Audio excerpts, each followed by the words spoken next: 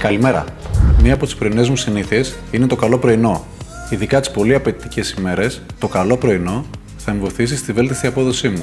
Παρ' όλα αυτά, η προσοχή μας πρέπει να στραφεί και στα υπόλοιπα γεύματα εκτός από το πρωινό. Όλα τα γεύματα πρέπει να είναι πλούσια σε πρωτεΐνη, η οποία είναι απαραίτητη για την αποκατάσταση του μυϊκού ιστού. Αλλά ας πάρουμε τα πράγματα από την αρχή. Μπορούμε να ξεκινήσουμε την ημέρα μας με ένα σμούθι που θα μας προσφέρει αρκετή ενέργεια και τα απαραίτητα θρεπτικά συστατικά για μια δυναμική ημέρα. Μετά την προπόνηση, μία ομελέτα με ασπράδια αυγών, λαχανικά, Philadelphia Active και μία φέτα ψωμί είναι ένα μεταπροπονητικό γεύμα υψηλό σε πρωτεΐνη, χαμηλό σε λιπαρά και πλούσια γεύση.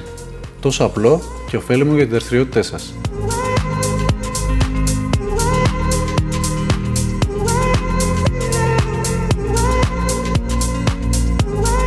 Με καλή οργάνωση μπορείτε να πετύχετε σωστό καταμερισμό της πρωτεΐνης μέσα στην ημέρα. Αυτό μπορεί να επιτευχθεί προετοιμάζοντας τα γεύματα της επόμενης ημέρας από βραδύς. Ένα πιάτο με ζυμαρικά ολικής άλυσης και Philadelphia Extra Protein είναι ένα απολαυστικό γεύμα πλούσιο σε φυτικές ίνες και πρωτεΐνη και αποτελεί εξαιρετική επιλογή εάν ακολουθεί κάποιο είδους προπόνηση μετά τη δουλειά.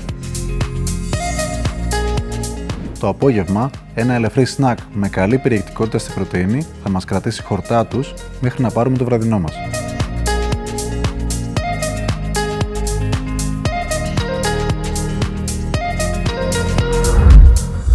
Όπως αναφέραμε και προηγουμένως, για να υπάρχει σωστή ανατροφοδότηση του οργανισμού με αμινοξέα, είναι απαραίτητο η προσλαμβανόμενη ποσότητα της πρωτεΐνης να είναι μοιρασμένη σωστά σε όλα τα γεύματα της ημέρας. Ας δούμε δύο ενδιαφέροντα πιάτα που θα μπορούσαν να αποτελούν εξαιρετικές επιλογές βραδινού γεύματος.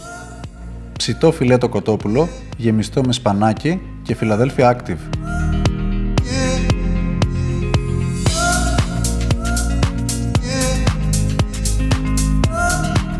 Για τους λάτρεις του ψαριού, ψητό φιλέτο σολομού με άνηθο, λεμόνι και Philadelphia Extra Protein.